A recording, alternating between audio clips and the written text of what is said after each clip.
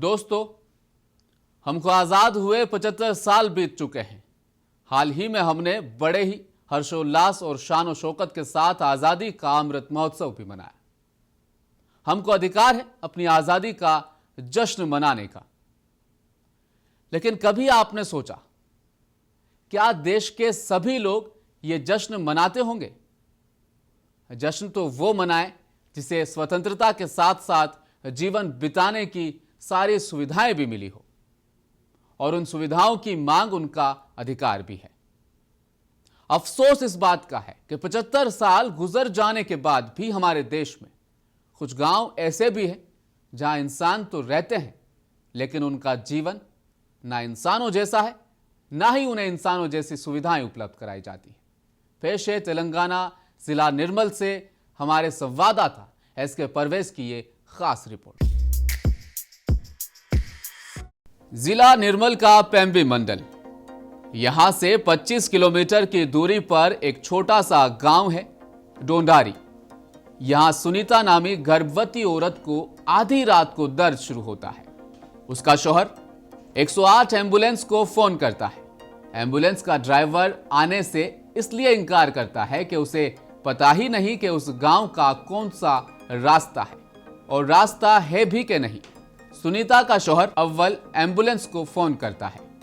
यह एम्बुलेंस गर्भवती महिलाओं के लिए ही खास तौर पर रखी गई है, और जब वो भी नहीं आती तो मजबूर होकर गर्भवती सुनीता को बैलगाड़ी में लेकर निकल जाते हैं। आधा रास्ता तय करने के बाद वहां अव्वल एम्बुलेंस आ जाती है और सुनीता को प्राइमरी हेल्थ सेंटर शिफ्ट करने के दौरान रास्ते में ही डिलीवरी हो जाती है।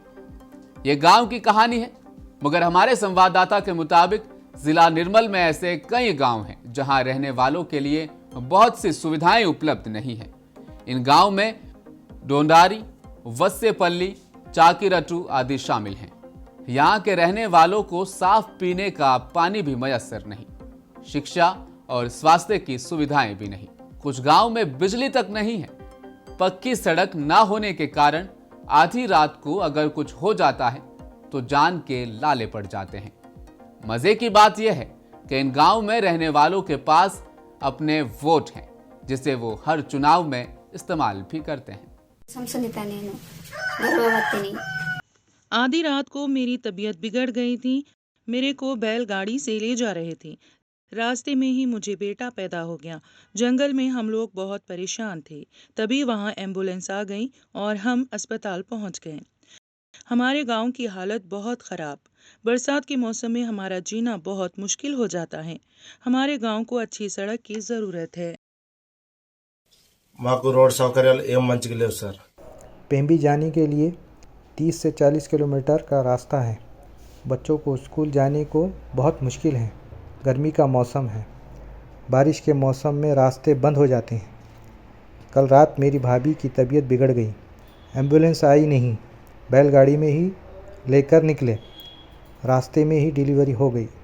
बाद में एम्बुलेंस हमको अस्पताल ले गई। हमसे रोड बनाने का वादा करते हैं। रोड बनाए तो बहुत मेहरबानी होगी। ड्राइवर నేను 108 నుంచి కాల్ వచ్చి నాకు केस हुआ है बोले। किधर बोले तो पेम्बी मंडल में। यहाँ से दोंदोरी का गांव 30 से 40 किलोमीटर दूर है सर। रास्ता भी अच्छा नहीं है, पूरा जंगल समझो। आधी रात थी, मैं अकेला फिर भी हिम्मत करके निकल गया। वो लोग बैलगाड़ी में लेकर आ रहे थे। रास्ते में ही डिलीवरी हो गई। वहाँ से मैं उनको पिकअप करके अस्पताल पहुँचा दिया। दूसरे दिन दोपहर को उनको वापस उनके गांव घर ले जाके छोड़ दिया।